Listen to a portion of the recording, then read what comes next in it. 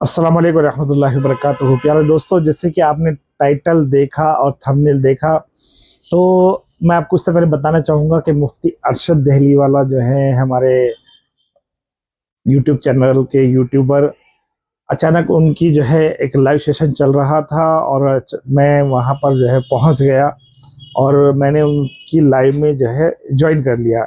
सबसे आखिर में पहुँचा था, बहुत देर 2 घंटे उनकी ज्वाइन चली। इसमें से मैं ये लास्ट का क्लिप लेकर आया हूँ।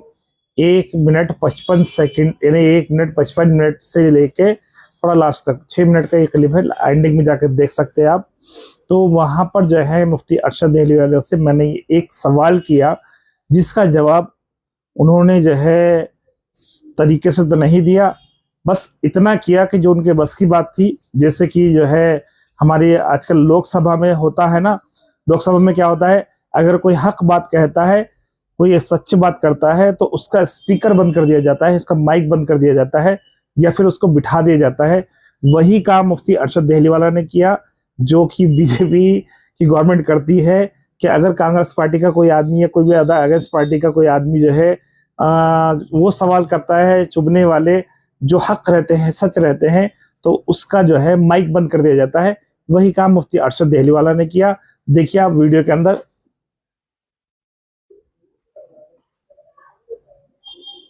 ये हमारे अतहर भाई है। अस्सलाम वालेकुम वरहमतुल्लाहि वबरकातुहू।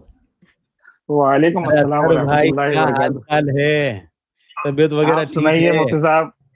अल्हम्दुलिल्लाह, दुआ है आप बुजुर्गों की। हाँ, उहिब्बुका फिल्लाह, अल्लाह के लिए हम आपसे मोहब्बत करते हैं।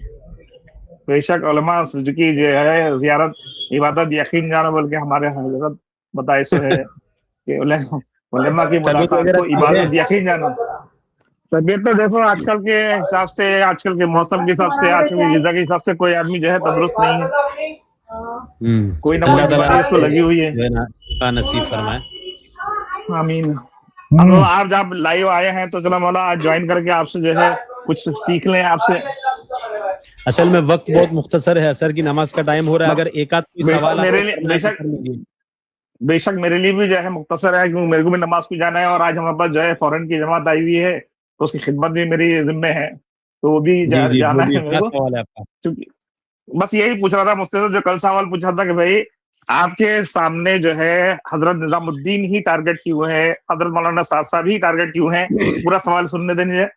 और इसके अलावा जो है शूरा हजरत जो काम कर रहे हैं वो निजामुद्दीन की तरतीब पर ही है, चाहे वो अलग हो गए हों। लेकिन आपके जो वीडियोस में हजरत जी मौलाना साद साहब ही टारगेट क्यों है, इब्राहिम देवला साहब भी वही तरतीब पर काम करते हैं जो निजामुद्दीन की पहले की गाइडलाइन है, और इब्राहिम देवला साहब और अहमद लाड साहब सब वही है। फिर आप जो है हजरत मौलाना साद साहब को ही टारगेट क्यों करते हैं? ठीक है, सिर्फ ठीक है, एक ही नाम आपकी जबान पे क्यों रहता है? ठीक है। अब मैं आपको बता देता हूँ कि मैंने कभी भी शूरा वालों की खुलकर जो है ना तायीद नहीं की है। तो ठीक है? बुराई भी नहीं की आपने। तो सुनिए, जो नहीं, आपने बुराई बुनियादी भी कहाँ की है। कमजोरियां, आप तो जो है हजरत मौलाना साद साहब देखिए की बुराई मसला पे बुराई यही लगे हुए है, हैं। मसला यही है कि आपने सवाल पूछा है तो मैंने आपको टोका सवाल करने के दरमियान। नहीं पूछा, मैंने नहीं वो नहीं मैं टोका ना, बीच में उसका जाया। मैंने नहीं टोका ना। अब मैं जवाब दे रहा हूं तो आप मुझे मत टोकिए, ठीक है? तो पूरा सवाल अच्छा आसानी ठीक है, से आप सुनिए, ठीक जवाब है सुनिए ठीक तो है। आपको समझ में आएगा। कुछ बातें ऐसी हैं, कुछ गुमराहियां, कुछ गलत चीजें ऐसी हैं, गलत अफकार और नजरियात ऐसे हैं जो शूरा वालों के अंदर भी पाए जाते हैं और इमारत वालों के अंदर भी पाए जाते हैं। जैसे कि जिहाद और क़िताल के फ़ज़ाइल को ये तबलीग के ऊपर फिट करना, जिहाद और क़िताल के फ़ज़ाइल को तबलीग के ऊपर फिट करना, ये दोनों जगह पर पाया जाता है। ठीक है? अच्छा। दूसरी तबलीग के काम को उसके दर्जे से बढ़ाकर, मुबाह से आगे बढ़ाकर, इसको कोई मुस्तहब, कोई फ़र्ज़, कोई वाजिब करार देना, ये दोनों जगह पाया जाता है। ठीक है? तो कुछ खराबियाँ ऐसी हैं जो दोनों जगह पाई जाती है, हम उसको खुलकर कहते हैं कि ये चीज़ गलत है, चाहे इमारत वाले कर रहे हैं, चाहे शूरा वाले कर रहे हैं। जहाँ तक चलो मौलाना चलो साहब, चलो मैंने अभी मेरी आपकी बात जवाब मान पूरा ली। नहीं हुआ, हाँ जवाब ठीक पूरा नहीं हुआ ठीक मेरा, है जवाब। ठीक। हाँ जहाँ ठीक है। तक मौलाना साद साहब की बात है कि आप ये कह रहे हैं कि मौलाना साद साहब ही के पीछे क्यों पड़े हैं आप, उन्हीं के बारे में क्लिप क्यों बनाते हैं? इसका जवाब ये है कि मौलाना साद साहब के बयानात सबसे ज़्यादा सोशल मीडिया के ऊपर फैलाए जाते हैं। मौलाना साद साहब की जो गुमराहियाँ हैं, वो शूरा वालों की जो गलत अफकार हैं उनसे बहुत ज्यादा है। समझ में आया? क्यों? क्योंकि जी। मौलाना साद साहब नए नए उसूल घड़ रहे हैं, नई नई बिदात ईजाद कर रहे हैं। तो जो आदमी नए नए उसूल घड़ेगा, नई नई बिदातें ईजाद करेगा, जो ज्यादा बड़ा बिदाती होगा उसको टोकना ज्यादा जरूरी होगा। समझ में? इस वजह से मौलाना साद जी। साहब के खिलाफ जो है ना हम वीडियो बनाते हैं। बाकी हम किसी की तायद नहीं करते, ना मैं इमारत वालों की तायद तो करता हूँ, ना मैं आपकी बात से जो है आपकी बात से बात कर लेता हूँ। आपने कहा कि जो है गलत शुरा वाले भी हैं, गलत अमारत वाले भी हैं। तो हाँ। आप जो है अगर गलती दोनों की मान रहे तो फिर आपके जिम्मे जरूरी है कि आप दोनों को भी हाईलाइट करें। आपके पूरे चैनल पे ना अहमद लाड साहब के ताल्लुक से कोई वीडियो है, ना इब्राहिम देवला साहब के ताल्लुक से कोई वीडियो है, और ना किसी खबर परस्त के ताल्लुक से कोई वीडियो है। क्यों आप एक बरेलवियों ही नीच लेकर क्यों आप एक ही नीच लेकर जो है कंटेंट बना रहे हो? ये बताइए, ये पब्लिक सुनना चाह रही। बहुत से लोगों के दिल में ये क्यों? सवाल है क्योंकि कि मौलाना, आप हाँ एक ही बताता हूँ मैं। कंटेंट को जो है, एक ही क्योंकि कंटेंट मौलाना लेकर साहब क्यों साहब ने बना रहा हूँ मैं बताता हूँ। नहीं, मेरा मेरा मेरा इसमें मेरा जवाब अभी पूरा नहीं हुआ, मेरा भी सवाल पूरा नहीं हुआ। क्या कि मौलाना आपका साहब ने जो है मदारिस को चंदा देने से मना कर दिया? ये जो है आप लोगों को जो है खल रहा है कि मौलाना साहब हाँ ने साफ ठीक तौर है, पर कह दिया भाई। देखो आप मेरा सुनिए, माइक आप बंद मेरी कर बात दिया इन्होंने सुनिए, अब। क्योंकि आप रुकोगे नहीं इसलिए मुझे म्यूट करना पड़ रहा है, वक्त कम है। आप मेरी बात सुनिए कि मौलाना साद साहब जो है इनकी गुमराहियां बीजेपी के लोकसभा में जो अभी गवर्नमेंट बनी हुई है वहां भी यही होता है कि जब एक आदमी अपना सवाल रखता है और वो सवाल गवर्नमेंट के खिलाफ होता है और गवर्नमेंट को जो है उसमें खुला चैलेंज होता है, और तो आखिर में क्या होता है कि उसका माइक बंद कर देता है। वही काम इन्होंने किया। अब आगे सुनो। और इनके गलत बयानात और इनके गलत अकायद ये बहुत ज्यादा हैं। इस वजह से हम इनको टोक रहे हैं। आप कह रहे हैं कि इन्हीं के ऊपर कंटेंट क्यों बना रहे हो, इसी नीश को लेकर आप कंटेंट क्यों बना रहे हो? तो जवाब ये है कि मौलाना साद साहब के ऊपर कोई बोलने के लिए तैयार नहीं है। ठीक है, जब मौलाना साद साहब के ऊपर कोई बोलने के लिए तैयार नहीं है तो किसी न किसी को तो खड़ा होना पड़ेगा। तो हम बोल रहे हैं, कोई और बहुत सारे लोग बोलने के लिए तैयार हो जाएंगे। जिस तरह बरेलवी की बिदात के ऊपर बहुत सारे लोग बोलते हैं, तो इसके लिए सबका बोलना जरूरी नहीं है। अब मौलाना साद साहब की बिदात के ऊपर बहुत कम लोग बोल रहे हैं, गिने चुने 2-4 लोग होंगे पूरे हिंदुस्तान के अंदर जो मौलाना साद साहब की बिदात के ऊपर नकीर कर रहे हैं। जब मौलाना साद साहब की बिदात के ऊपर नकीर बहुत थोड़े लोग कर रहे हैं, इस वजह से किसी न किसी को बोलना पड़ेगा, इसलिए हम बोल रहे हैं। आपके माइक को मैंने म्यूट किया है, आपको मैंने म्यूट किया, इसकी वजह से आपका माइक नहीं चल रहा है। ये शो आपके माइक को म्यूट मैंने किया था, इस वजह से नहीं चल रहा है। ठीक है, बिल्कुल आप जो है जब अब साहब मैं जो है किसी लाइव आए और हैं। फॉलोअर को अभी और दूसरे लोगों को भी ले लेता हूँ, वक्त कम है। ठीक है, मेरा सवाल तो पूरा नहीं मतलब हुआ बाद ना। में आपसे बात होगी। मैंने